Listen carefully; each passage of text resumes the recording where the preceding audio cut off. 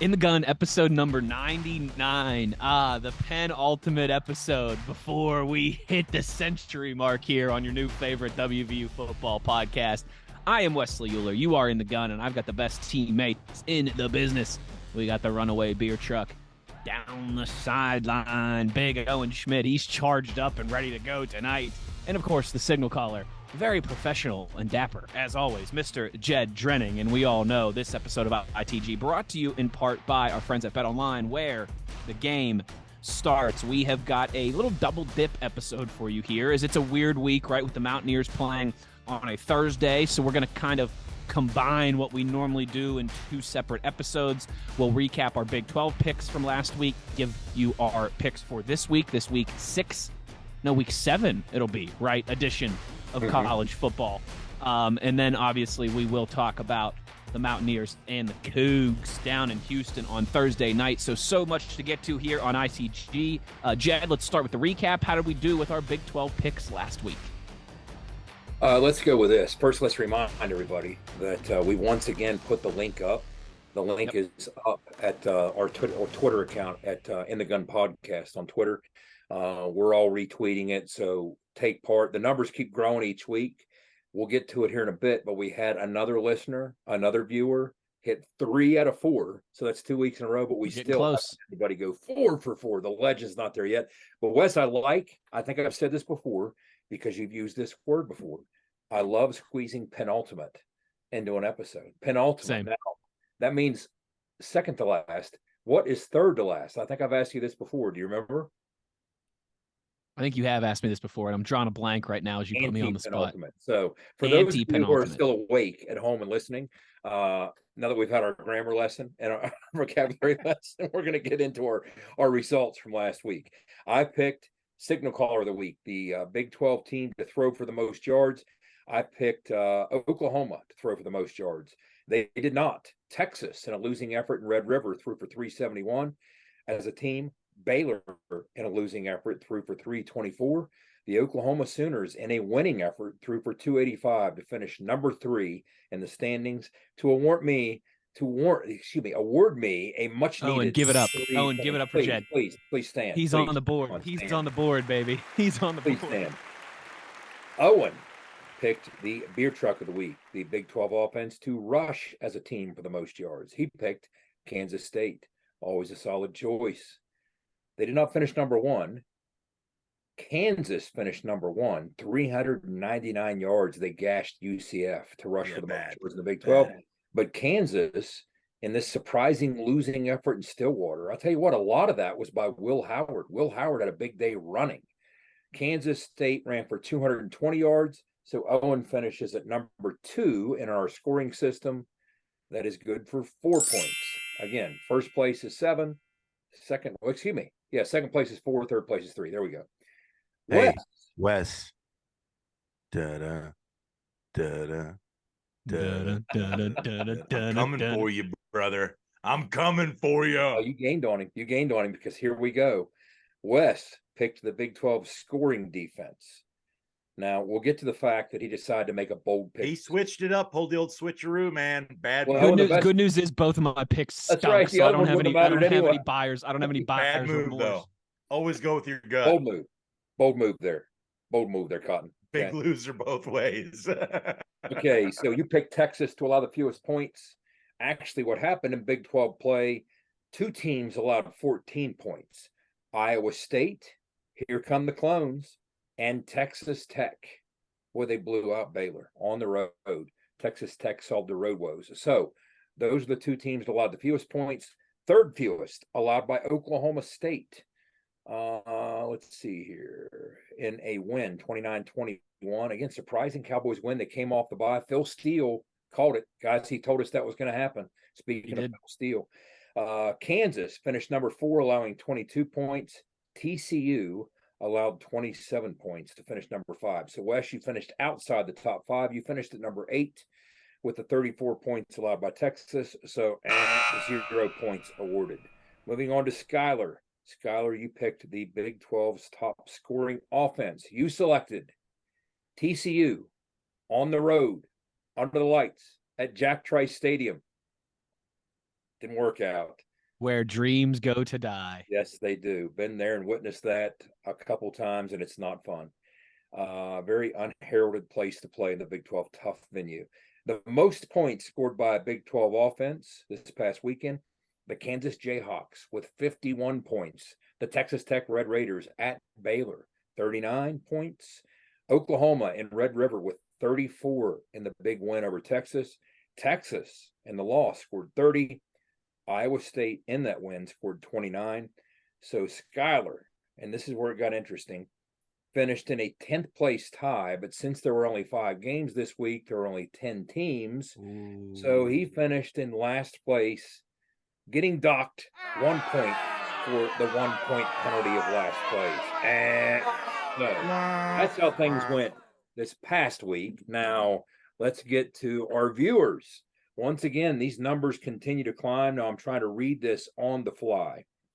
I'm going to give a shout out to those who got at least 2 picks right, because I'll tell you what, you get 1 right. That's more than any of us got, right? So to get 2 right deserves a shout out, starting with Keith Richardson.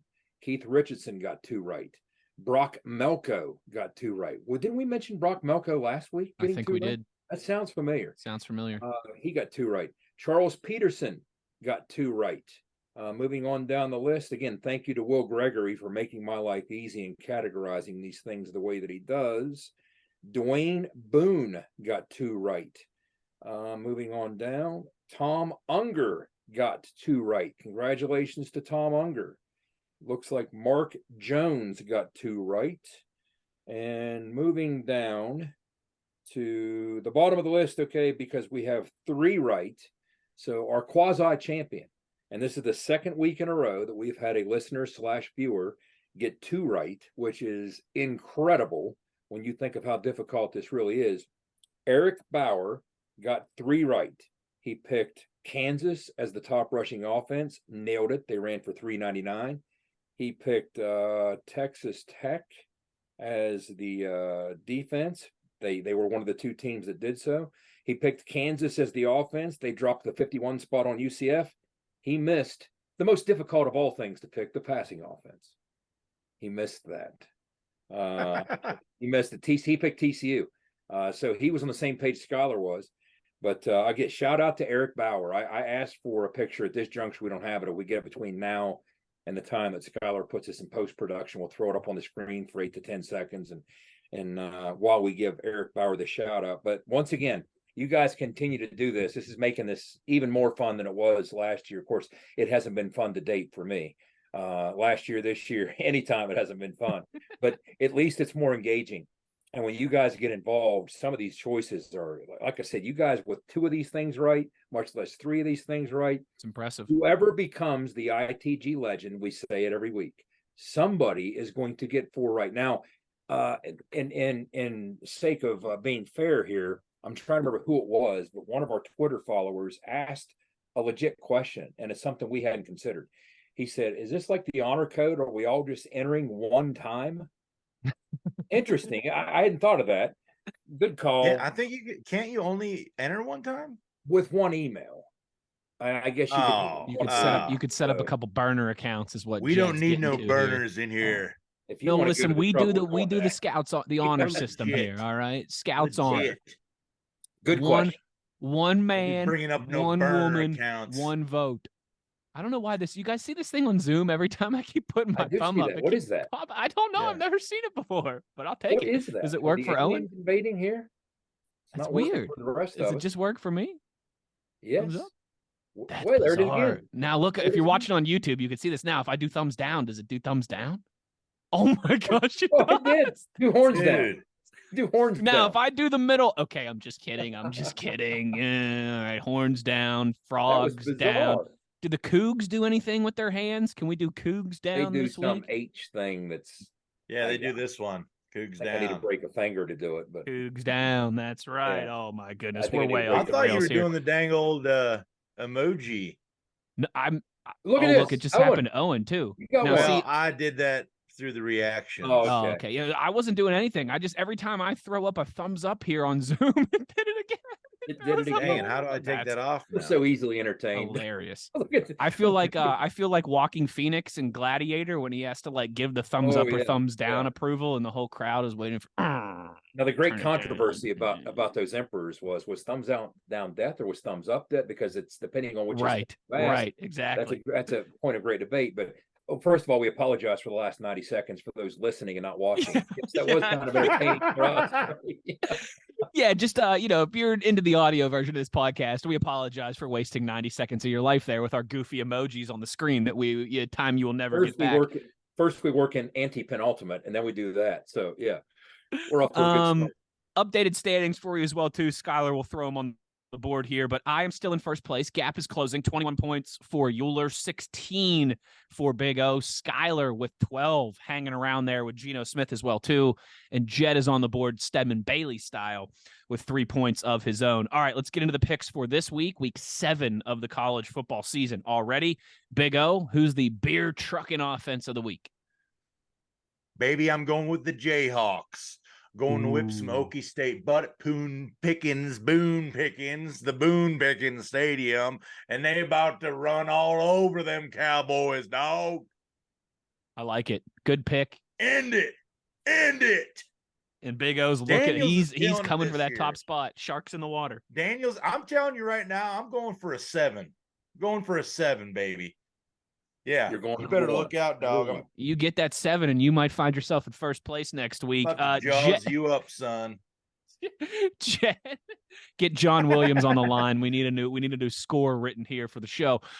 Jed, your signal caller offense of the week. Who's going to throw for the most yards in the conference? I'll tell you, that's a fascinating game, because Kansas could continue down a pretty solid path with that'd be a nice road win for them.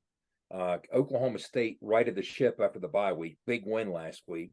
But if Okie State pulls an upset, they might have turned a bit of a corner after that South Alabama loss. So I was going to roll with Oklahoma. I was going to keep rolling with them. But instead, I'm going to go ahead and curse Texas Tech. I considered cursing Houston, but then I was afraid that they would just run for a bunch of yards if I cursed their passing game.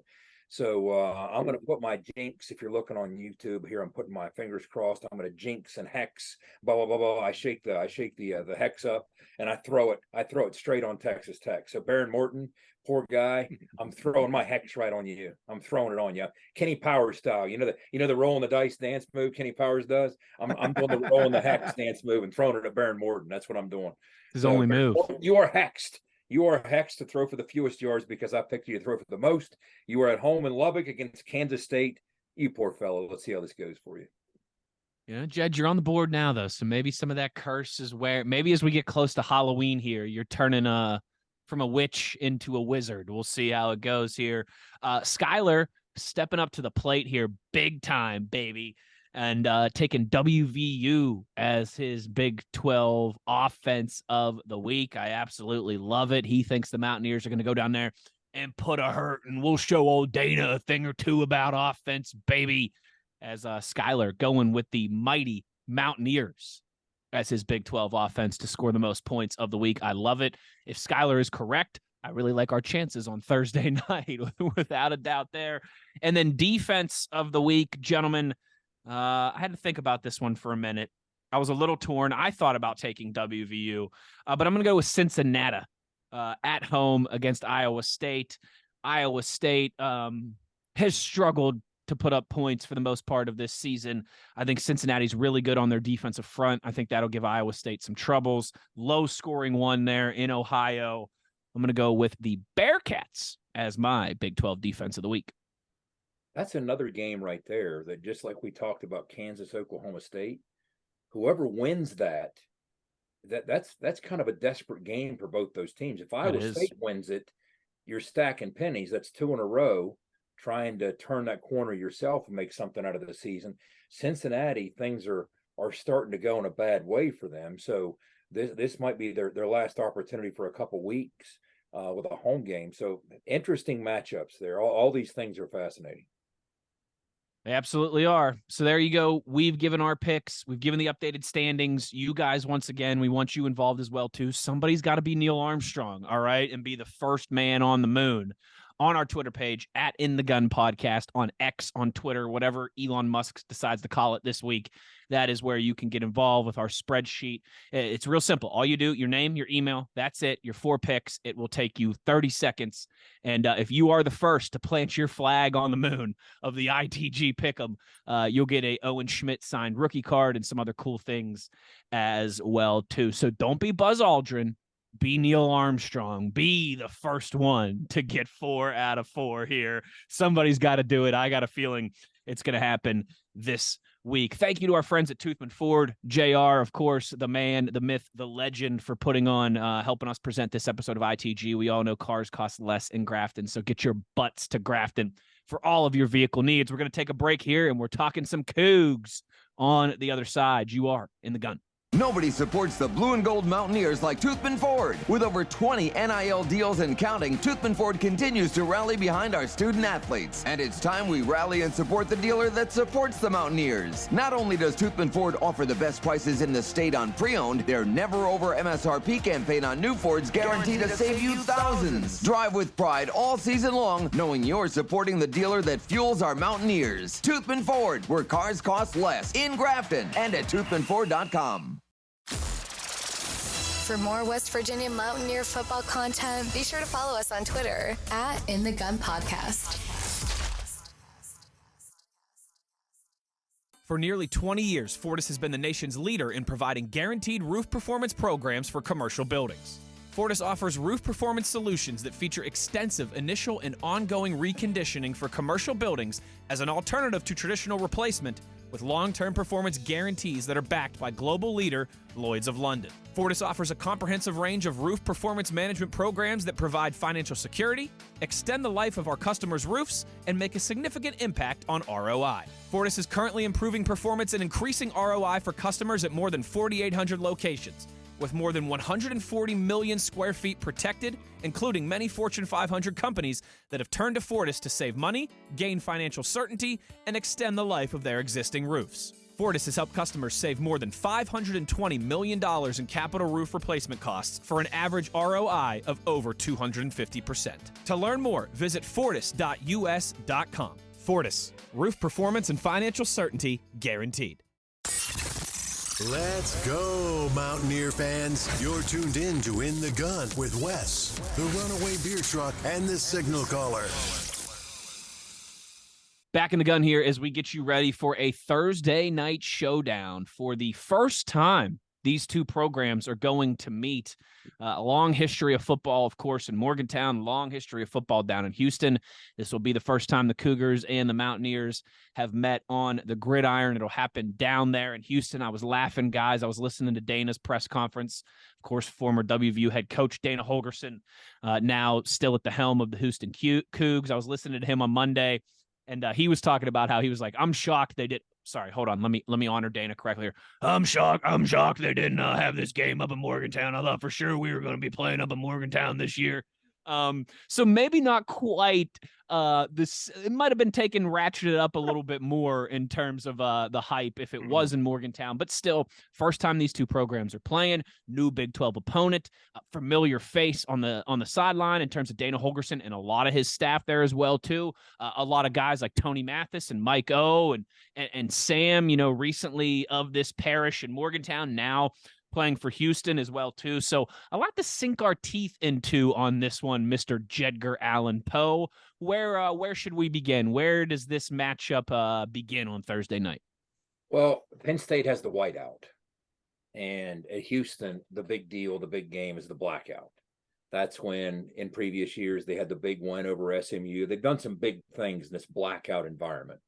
Now, West Virginia, strangely enough, just a couple weeks ago, we were in Fort Worth for a blackout, and it was kind of neat. You look up, first of all, TCU's decked out in all black, but you look behind you, and the student section had a lot of fun and a lot of Darth Vader costumes. But of course, we were Luke Skywalker to their Darth Vader, right?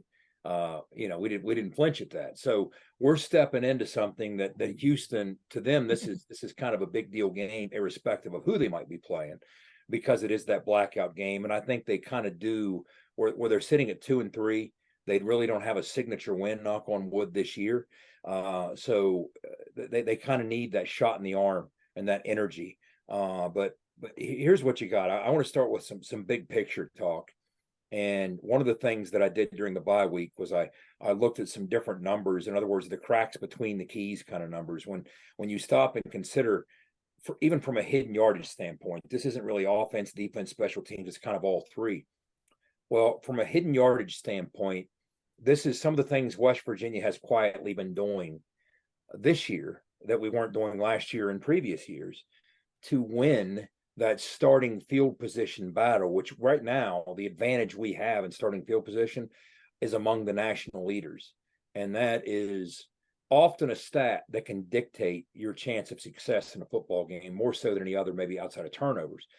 But when you look at tackles for loss allowed, okay, this year we're allowing 14 yards lost per game. And this will start to add up. 14 yards lost per game on tackles for loss. Last year, we were allowing 19. So right there, that's technically a +5. In other words, 5 moving in the right direction. It's not a math equation, a math problem here. 14 instead of 19. So that's 5 yards you picked up there. Let's go to penalty yards per game. This year, 33 penalty yards a game. Last year, 53.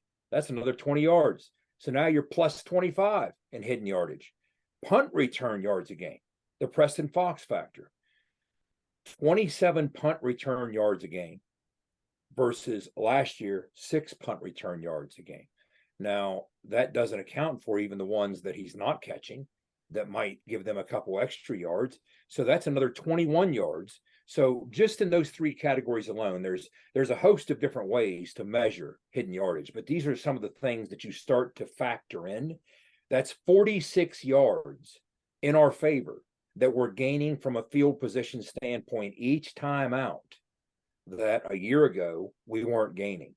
That is how you win close football games. That is how you start to put yourself in position to come out on top when you're talking about these one possession football games.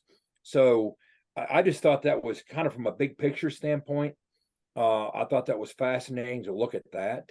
But if you want to start diving into the matchups, West Virginia. Jed, and real quick. Yeah, go ahead.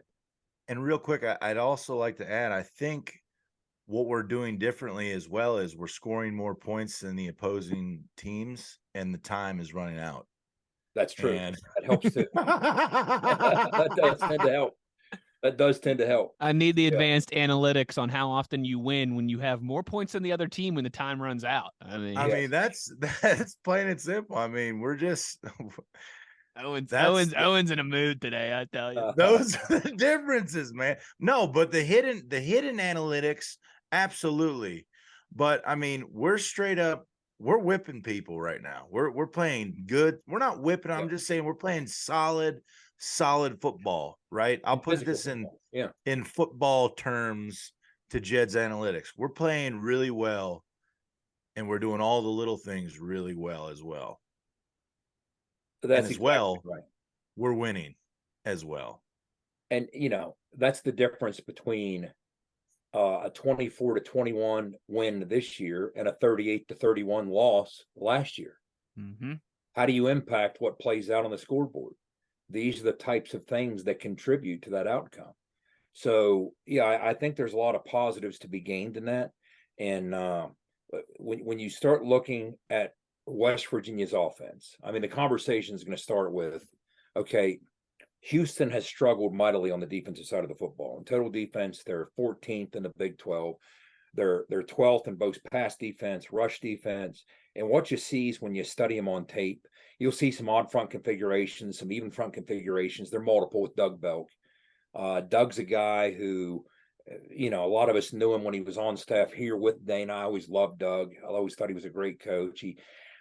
He's made a name for himself very quickly. And just a couple years ago, they were number 6 in the country in 2021 with what they called that third ward defense that he had built.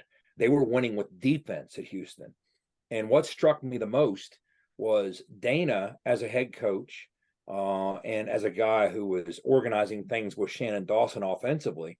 they were calling games in such a way as to help Doug Belk out, which is something you didn't see a lot of at West Virginia out of Dana. So he was demonstrating growth, as you might expect. Dana's a smart guy, right? I mean, say what you want about Dana Holgorsen. He's always been a very smart guy. And anybody that's ever spent any time around him can tell you that. So, of course, he's going to grow. Of course, he's going to learn from past mistakes, and he's going to get better. So let's go small ball here and start looking at this. One of the things I always like to look at are situational football, okay? So, in other words, red zone situations and third down situations. Well, from a red zone standpoint, I toss out the red zone scoring opportunities and just dial in and focus on touchdowns scored. What's your touchdown rate in the red zone? Well, West Virginia offensively, that's something we struggled with last year.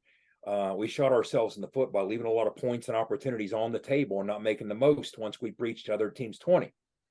Well, for a number of reasons, the physicality up front, the dimensions we have in the run game, the versatility of the quarterbacks, the fact that we have tight ends emerging, there's different things that have made us a different offense than we were a year ago. So right now we're scoring at a clip of 72%. That's winning football. Owen, those are the type of numbers you guys posted in the red zone. 72% touchdown rate through 5 games. This isn't an aberration. It's not through 2 or 3 games. It's not because of a weak opponent that you went 5 for 5.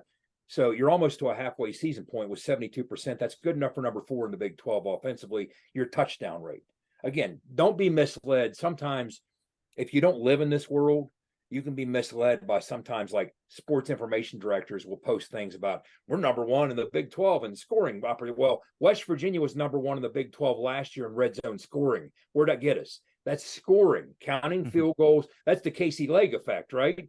I mean, yeah, Casey Legg was great in the red zone, but we needed more touchdowns. So this year we're getting more of those touchdowns. So the touchdown rate. Now, Houston, how do they do defensively when the field shrinks and constricts and they got to make plays down there? They're giving up 76% touchdown. Yeah.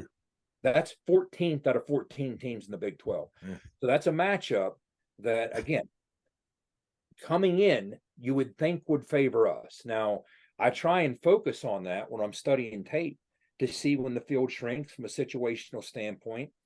What are they doing differently? Well, it's not so much what they're doing differently. They haven't tackled real well. They have more missed tackles than any team in the Big 12.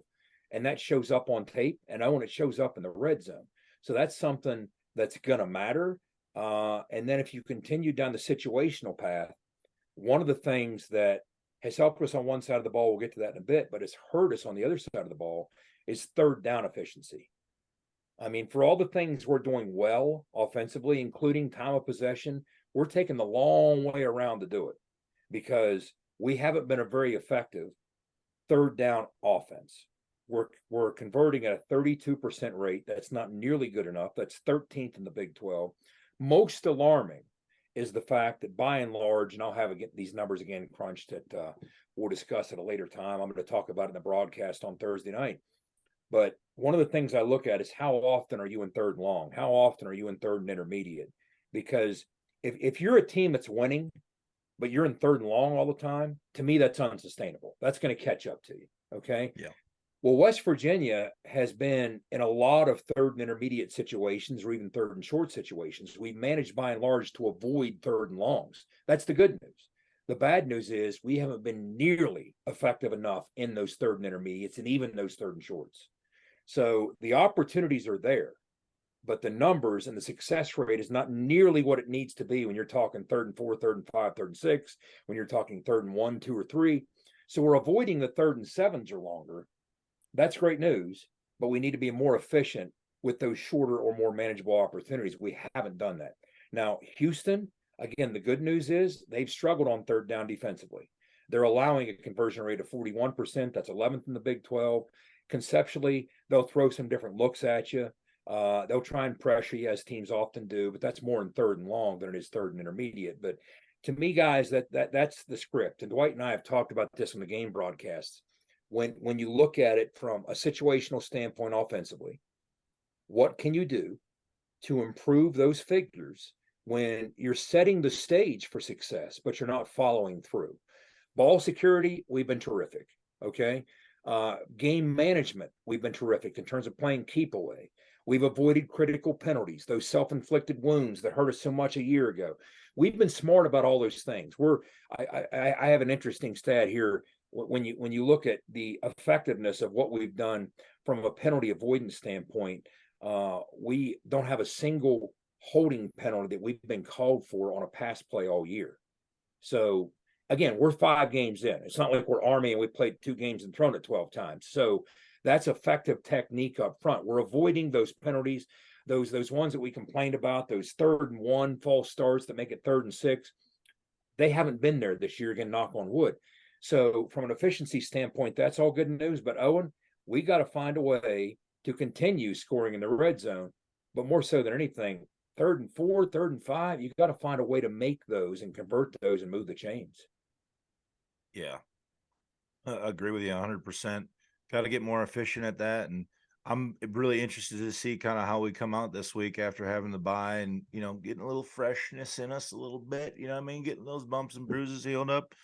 Hopefully we've had an answer for all that stuff here, and we'll see tomorrow night. And what's interesting, Wes, when I say last in the Big 12, this just provides some context. It speaks to, we've preached about the style of play and how it's been transformed in recent years in the Big 12. It's no longer this high-flying Baker versus Patrick Mahomes 66-59 Big 12. It's no longer the Geno versus Baylor 70-63 Big 12. So Houston is dead last in the Big 12 in total defense. They're allowing 406 yards. Ooh. If you go back to 2016, the team that was dead last in the Big 12, what they were allowing just 7 years ago? At the peak, I would say. Probably about 100 yards more a game. 150. 554 yards a game. This is a different sport that we're playing in this league now. So the game has shrunk. Teams are approaching it much differently. Physicality matters a little more. And that's the type of thing that we're built for on both sides of the football. But when you look at Houston defensively, yes, they're last in the Big 12, somewhat misleading, and it's only 406. It's not one of these eye-popping numbers. They're also last in scoring defense, giving up 30, but they're also last in those rhythm-based plays that allow you to find your rhythm offensively, those plays of 10-plus yards or more. They're allowing 16 of those types of plays a game. Wow. That's where you have an opportunity, guys. I always say that if you face a defense like that, if you're finding your rhythm on offense, that means first down, take a shot. So for a team that's starved for big plays like West Virginia is offensively, maybe that sets the table for some of those big plays opportunities. You run a play, first down. You tempo another play, first down. Now's your shot play on 3rd down. Is E.J. Horton streaking on a crossing route, or has someone else, Devin Carter, found a way to slip past that back end? Whatever might happen, Owen. I think that kind of does help you out. Even opposing first downs, that speaks to efficiency too. They're giving up more than any team in the league at 22 a game. TCU had 35 first downs in that win against Houston. They beat them 36-13, and they dominated that game. They separated in the second half. Houston's had second half issues in their Big 12 games. And, that's one of the things we talked about, these 4 newbies, is will they have that depth issue, those depth problems that we had as a new Big 12 member in 2012? Well, through a couple games, it might seem like it. They're 13th in the league, or 12th in the league in both passing and rushing. So they really don't have anything defensively so far to hang their hat on. West Virginia is the only team in the Big 12 with 0 penalties on holding plays. We talked about that. We talked about the fact that Houston is missing a ton of tackles. Again, they were in a good place defensively 2 years ago, among the national leaders in just about every key metric, including total defense, including rushing defense, passing defense, top 10 in total D, top 20 in both rush and pass defense. But they lost a lot of talent, and then they kind of lost their rudder and they lost their way. They plummeted to 105th in the country last year and really have kind of struggled ever since. But that doesn't mean that they don't have some guys that can create some problems for you. And there's some guys that you're going to have to account for. They have a couple guys at or around 300 pounds. You heard Neil talk about it in his presser this week. We know that in recent years, that's something Texas Tech kind of had our number with. So when you look at the Holmes kid, he's 295 pounds. They have another kid that's 320 pounds. He'll make plays in the interior. another kid 285, pushing 290. So we're going to have our hands full again when they're shifting in and out of different fronts, odd and even. We're going to have our hands full. And remember, Tomas Rimac is not playing this week. So that guy who was really developed into something special for us at left guard, those subs and those twos are going to have to step in as they have in recent weeks, as they did in the second half last week, and do some stuff for us and make some things happen. It's a big opportunity. I mean, it really is. I think, Jed, a lot of what you hit on there, some of those things, it's time to start getting moving in the right direction, right? Yeah. And when you're coming off your bye week, I forget who, I can't remember, and Jed, maybe you do. I can't remember if it was Chad Scott or who was saying, someone was saying this, maybe it was Neil in his presser this week, was saying, that CJ needed that reset. He's got a renewed energy and he's ready to go after the bye week. That helps you with all those things we were just talking about, right? You're able to win on first and second down. You set up 3rd and 2, 3rd and 1. You feel great about giving CJ the rock and being able to move those sticks. I think, it's been great to see how this team has found a litany of different ways to win games. And we've gone through all of that and kind of how the story's been different every game. Maybe this is the week where you go out there and you score 30 points, right? And you don't have to have a dynamite performance from your defense. I wouldn't hate to see this to be the week that, you know what? Like, we don't always have to lean on our defense. Maybe they can give up 24 points or 27 points and we can still go out there and score in the 30s and be just fine. I think it's a big opportunity for this offense. Garrett has had some time now after the crazy start to the season with his injury and missing time and all that. Little time to settle down. Hopefully he's fully healthy again now too. Get him and CJ going. Hit a couple of those big plays, like you mentioned, that we've been starving for. And let's really see this offense take a step forward on Thursday night. Yeah, and as a player, it's time to get back out to football. You know what I mean? The hiatus has been nice. You've been able to ice. You've been able to clean up.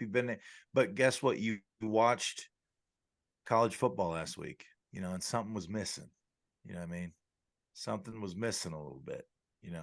And you got a short week here. I guarantee they're hungry to get out there.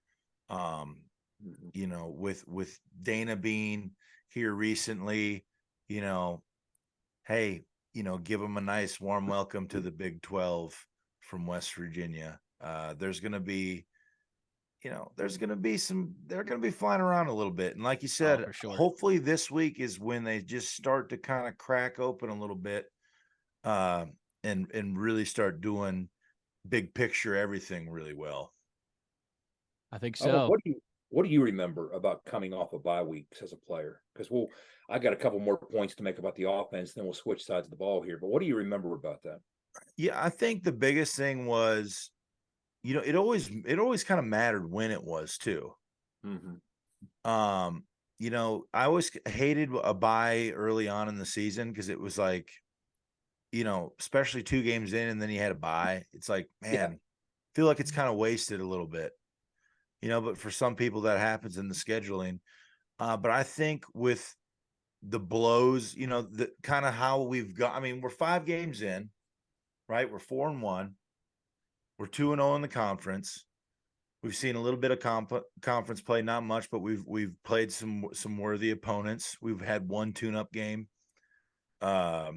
Well, I say worthy, but Pitt was kind of trash, but they're just, it's not good season for them. But anyways, I'm glad we beat the hell out of them. Well, I'm glad we beat them. We didn't beat the hell out of them. We double digits. Tough, you know what I mean? Exactly. So, but I think for me, coming off a bye week, the way our teams always played anyways was very physical. Mm-hmm. So that bye was nice. Usually the coaches, depending on the season, which we always had, really good years. We weren't going crazy, balls to the wall, trying to kill each other in those practices during the bye. It was kind of cleaning some things up. Getting healthy was the most important thing. I think getting fresh again. Fresh legs is super important. And when you're in a bye week, as a coach, I think it's the hardest thing for the coaches really to plan out properly with workouts and practice plans, not overdoing it to the point where, you're rolling into after the bye week, and you're kind of like, you didn't really get the break. You know what I mean? You're kind of exhausted a little bit. So, and I haven't been there, Jed. I don't know if you've gotten to see much of what's kind of been going on, or at least heard how they've, what the demeanor's been like in practice. I'm sure they've been getting after it. I'm not saying like you just, soften up, but it's just, in my opinion, the most important thing is getting right. And right now we needed to get right. We had guys that were down, and guys who needed treatment, and guys that we need to finish the season strong, because now we're going into conference play, and it's going to be dogfights. Like you said, the league has changed. It's a more physical league. Like you said, we're built a little bit more for that, obviously, but playing physical has its disadvantages just like its advantages. And the one disadvantage is guys do get banged up just because it is a physical, hard game. But as a player, like, I keep rambling on here, but as a player, I think the biggest thing, the most important thing is to set a smart practice plan, get healthy, stay off your feet as much as you can, get those fresh legs so that when you come into this next game, you're rolling on all cylinders like you never had a bye. And we talked about the physicality of this stretch of games. 4 of those 5 games were physical matchups. Yeah. They were hard fought games, and they took a lot out of both sides. And in 4 of those 5 games, there were guys dropping on both sides, especially in the second half. And you make a great point. Like I remember one week we had a bye week. Strangely enough, the way it was set up in the national playoffs, we played a game in Montana, and then we had to have a bye week before our semifinal game against Hugh Douglas and Central State. And Rich was breaking up fights because we just wanted to get back at it, right? That was a poorly placed bye week. But in this case, I mentioned Tomas is out. Wyatt's going to be a game time decision with the eye. I mean, there was physicality. And I mean, outside of the Duquesne game, and even in the early portion of it, there was some. But these were 4 hard-fought games against those other teams. And so when you look at the style of play, this is one of the things I was alluding to earlier. These are 4 things that help you win football games. Through 5 games, only 2 Power 5 teams have done all 4 of these things. Suffered 5 or fewer turnovers, great ball security. Committed fewer than 20 penalties, smart football. Scored touchdowns on over 70% of their offensive red zone trips, and held opponents to less than 40% touchdowns on their red zone trips. Those 2 teams, West Virginia and Michigan. You can win some football games playing that style. Now, that said, to give you some context, I did some research during the bye week. WVU has 3 straight wins. We have 4 overall, but 3 more to the point, with yardage totals: 211 yards against Pitt, 256 yards against Texas Tech, and only 343 yards against TCU.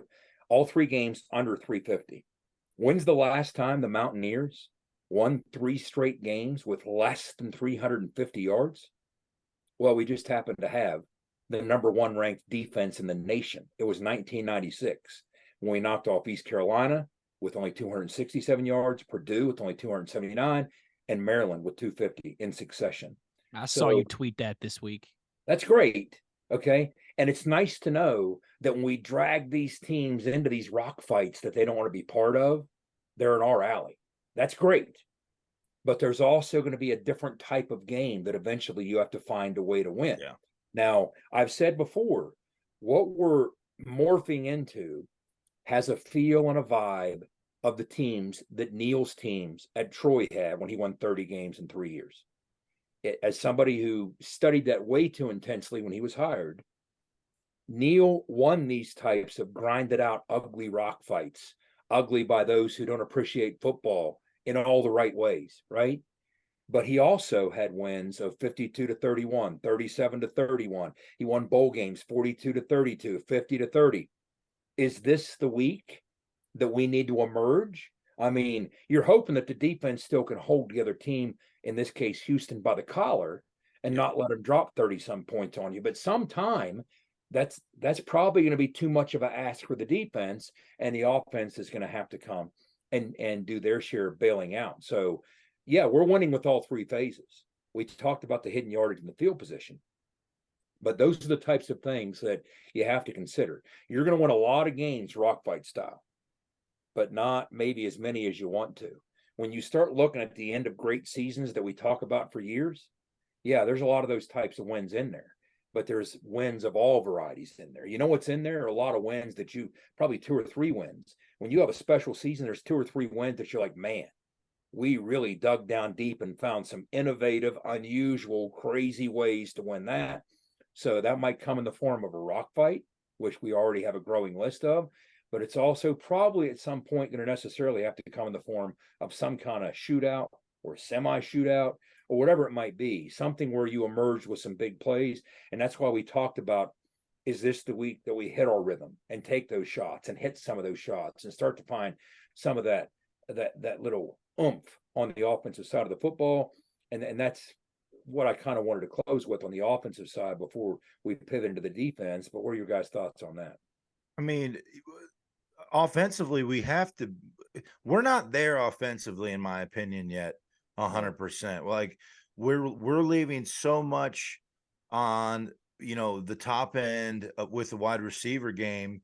Our tight end is just now starting to really, I wouldn't even say really get involved. He's somewhat gotten involved. You know what I mean? That, in my opinion, as a play caller, I'm like, this guy needs 10 targets. Like we need to target this guy on at least 10 plays. We need to try to get him the ball 10 times a game. We need to, and those are going to be like your short and mediums, right? The medium range throws and stuff like that. And then we have to be able to throw the deep ball at some point. It doesn't have to be all game long, but we have to be able to, and definitely down the stretch here. Okay. You have to be able to do that. And like I said, it doesn't have to be a ton, but it would like to see, 5 deep shots at least, you know what I mean? In the course of a game. And then, you're going to have all your kind of like medium throws as well, and underneath, but like we have to start using all of the field instead of just using, 2/3 of it, in my opinion. That's just, I always looked at breaking football down into like sections and saying like, look, this is how like our shots need to be here and there. And there has to be, places where you're trying to get the football and take advantage of just the entire field as a space as a whole, or a grid, like, why they call it a gridiron, just how it was looked at back in the day. But, we have to get those things clicking. And if we can't, I see us still playing good football, but maybe just getting to that point where we said, hey, 8-4, 7-5 type deal, maybe even 6-6. But if we can still evolve, defense keeps evolving, keeps playing good, offensively, special teams wise, that evolution as well. But offensively, our wide receivers, hopefully this week, and at some point as a player, you got to just take control and be the guy. You got to be the dude. You know what I mean? You have to be the dude, and you have to understand, like, this is what's going to help our team win. Yeah. And Owen, you're really onto something. I mean, we've managed to get to 4-1 against one of the toughest schedules in the country by small balling our way to it offensively, because we've had exceptional defense, but you've done some situational things so well. You've avoided turnovers. Yeah. We're second in the Big 12 at time of possession. We're scoring touchdowns in the red zone. But at some point, that's not going to be enough. You can't be 13th in your conference of 14 teams in third down efficiency and get to where you want to get. You just can't do it. That's defying too much. So you can't do that over the arc of time. You can't be a team that ranks 11th in scoring offense. You can't be dead last in the league in plays of 10 plus yards, 20 plus yards, 30 plus yards, 40 plus, and stop me when you see a trend emerging, 50 plus yards. You need some big plays. Now, those might come in the form of shot plays. And they could be runs too. I didn't mean to just put that on wide receivers. You know what I mean? This? How about on an RPO? Yeah. When the conflict defender drops down and Garrett chooses a slant, the guy that catches the slant actually makes somebody miss and picks up big yards. Well, we need that yak. You need some of that blended in with your shot plays. Yeah. And you need CJ making that guy miss and hitting those big runs that he hit last year but hasn't this year. Yeah. You need more out of Jaheim White. You need Jalen starting to do some of that. All these things are going to have to come together. In other words, if we're talking at the end of the year that we're not 13th in the Big 12 in third down efficiency, that we've managed in the last 7 games to climb into the top 6, whoa, you're cooking with gas. If you found that you've climbed into the top half of the league in 40-yard plays or even 30-yard plays, you're really onto something. But right now, none of those things have happened. And the reason these games have been down to the wire and as close as they've been, and we've managed just to and winning's hard, no matter what you do. Winning is never easy, okay? So let's drop any discussion about that. Winning's always hard. But the reason that it's played out the way it has is because of some of the opportunities that we kind of sort of left on the field. Now, the team that we beat is talking about the opportunities they left on the field. That's the nature of football. But we focus on us.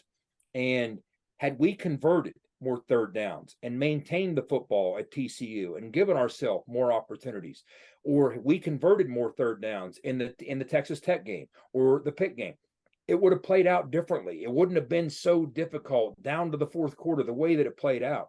If we can make some big plays. Now, it's great to avoid the turnovers. It's great to avoid the penalties. But even at some point, if you try and make a living with 10 and 12 play drives, to breach the red zone and score that way, that's too much to ask of an offense. At some point, tough. You got to bail yourself out with a 3-play drive. You just have very to tough. do it. And those drives have to warrant some points. Yep. And you have to get to that point. We're nowhere near where we need to be on the offensive side. Of what we have right now is an offense that was good enough to defy the odds and get us to 4-1 against an incredibly difficult schedule. Now, you have to have an offense that gets better to get us to the next 5 in similar fashion, because it's just at some point the weight, the yoke of what you're carrying offensively, you're making it too difficult. You're asking too much of your special teams and your defense. It's great to have that style. We can be a run-first team. You guys were a run-first team. Absolutely. Okay? You can do all those things, but pick up you have the efficiency in penalty avoidance. You have the efficiency in ball security. These things that in past years would have had us at 1-4 or 2-3 instead of 4-1. We've remedied those. Now let's take the next step and go from good to great. And one of the ways you got to do that is really, really start to master these third down situations. You're already setting the table. You did the hard part. You're not facing a bunch of third and longs, right? Yeah. You have a bunch of third and manageables. Now do the easier part and cash in on those opportunities that you've already created for yourself. So let's hit some big plays. And let's start moving the sticks on third down. And what better week to try and do it than against a team that's struggling in both those areas? Agree. It's football in 2023, right? I mean, just eventually you're going to have to score points. That's the nature of the beast at every level, particularly college and the NFL. You guys, everything you just said is absolutely correct. And again, this feels like the week to take that step forward. You don't have to be your finished product here, and what's going to be your halfway point of the season. But you got to start getting better, and this seems like the time to do it. I'm with you guys on all of that. All right. We got about 10 minutes here before I got to run for some job responsibilities. So let's spin the block and get to the other side here. Jed, what do we got? Wait, real quick before we do, thanks to Rick Lewis and our guys at Fortis for presenting this episode of ITG as well too. For roof performance and financial certainty guaranteed, visit fortis.us.com. All right, Jed, other side of the ball, what do we got here? Again, when we small ball it and look at West Virginia's defense versus Houston's offense, Dana's going to give you what you expect Dana to give you. There's some big plays opportunity. He's going to game plan matchups.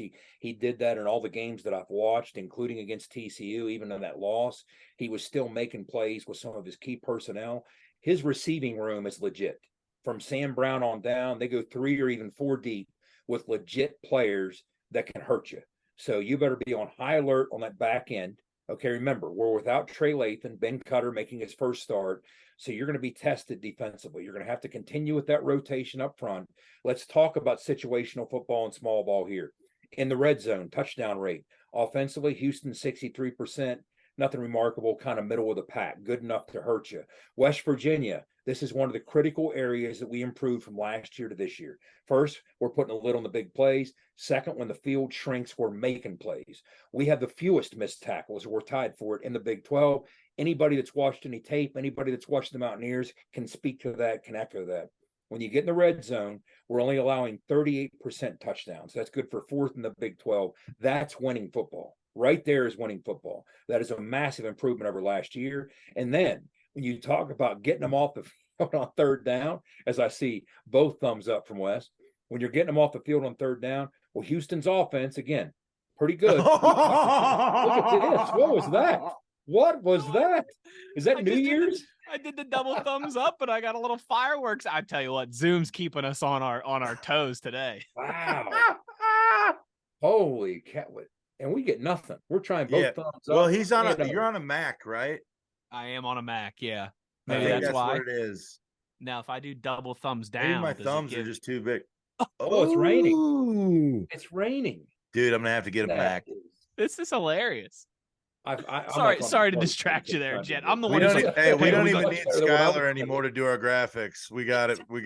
That's right. I'm the one who's over here like, hey, I got 10 minutes. Let's wrap this thing up. And then throwing up thumbs on. I got fireworks and rain. Do one up, one down.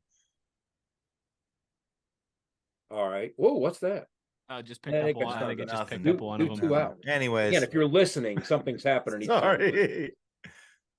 This is a family show, or else I'd give up the double birds and see what happens here. But this is a family program. As soon as we stop taping, you're going to try it. But you darn right. Okay.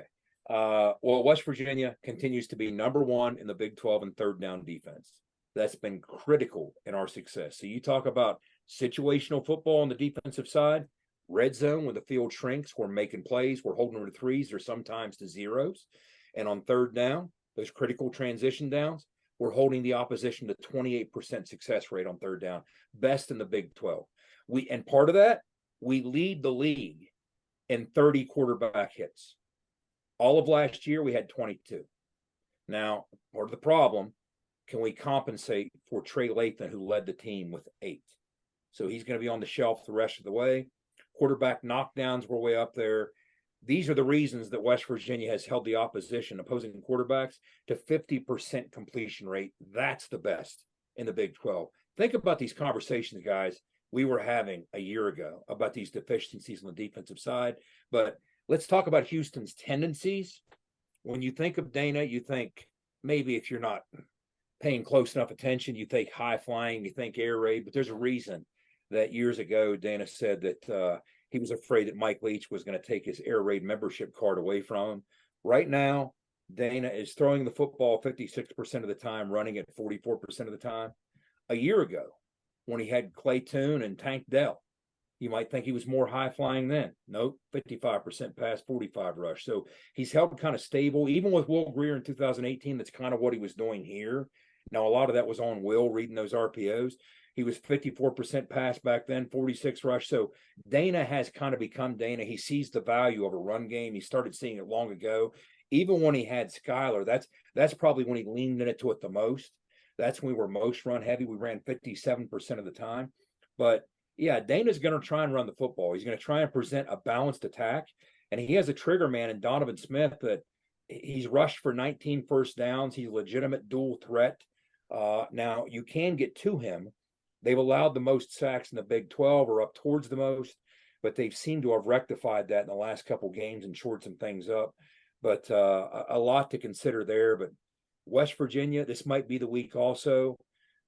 We lead the Big 12 in dropped INTs, the 3rd most in the country with 7. It's great to be in position to drop those because last year we didn't have a problem. We only had 4 all year. But now that you're in position, Beanie and otherwise, Beanie, by the way, leading the Big 12 in passes defended, pass breakups. So in a game of matchups, I'm curious or somewhat concerned to see what Dana might do as a creative guy.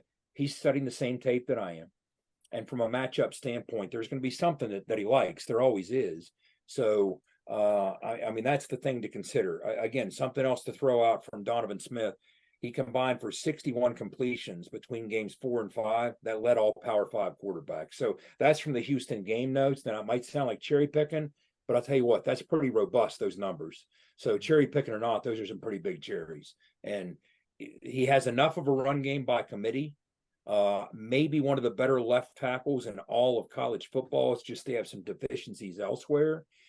Those receivers are a problem. So keep a lid on it, rotate that D line, make life difficult for them.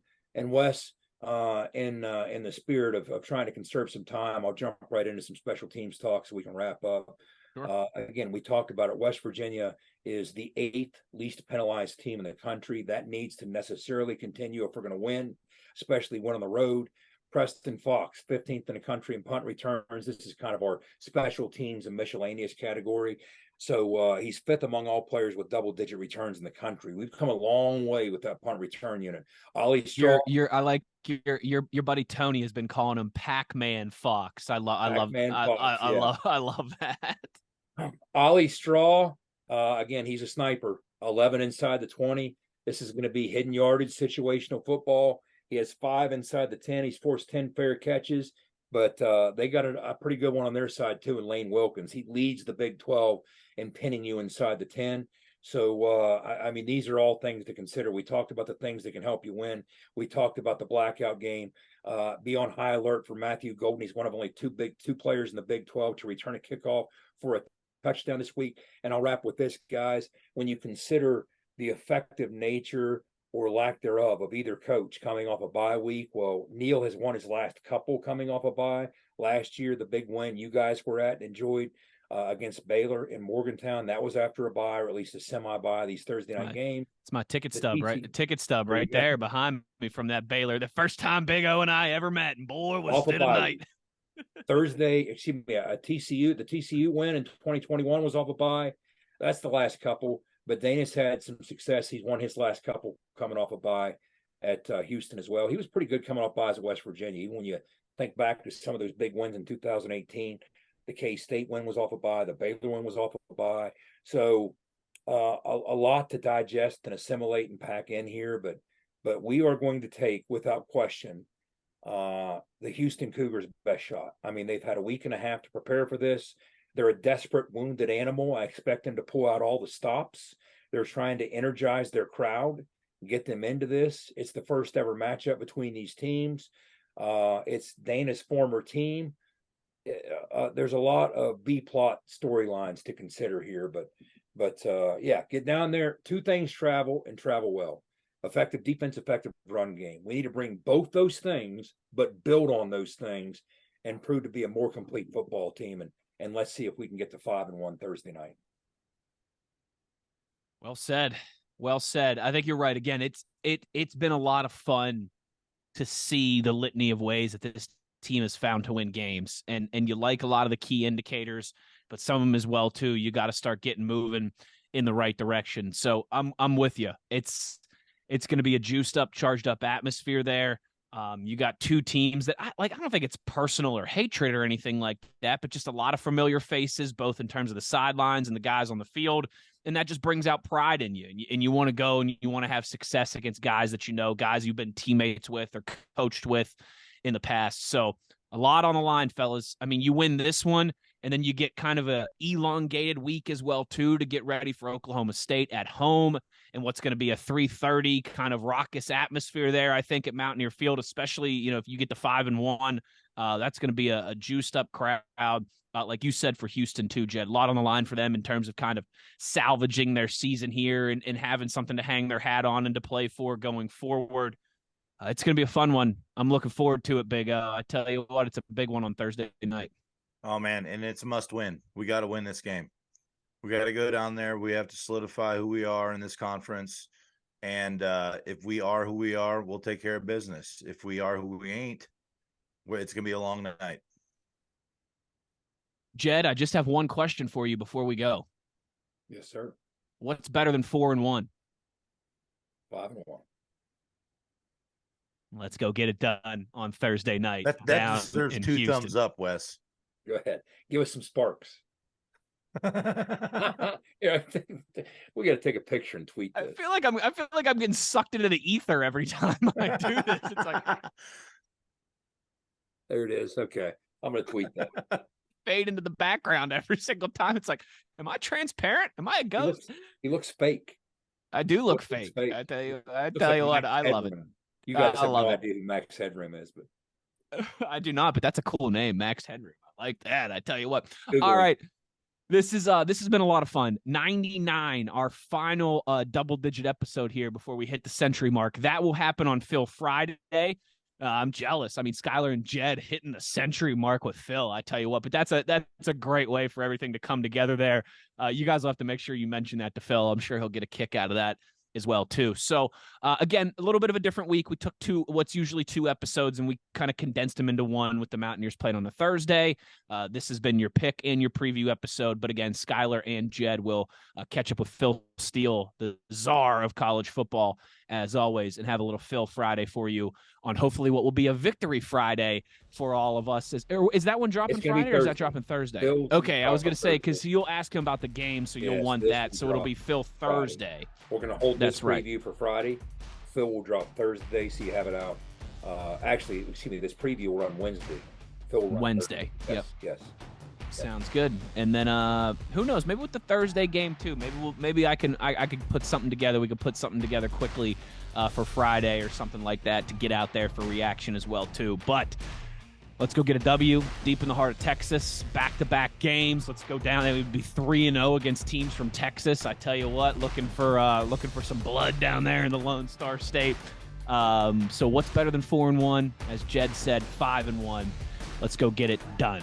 Lastly, the one thing that we ask of you, as always, is to be an ear and tell an ear about your new favorite WVU football podcast. Make sure you're getting involved with our Pick'em on our Twitter account, In the Gun Podcast, again as well, too, if you want to be our Neil Armstrong.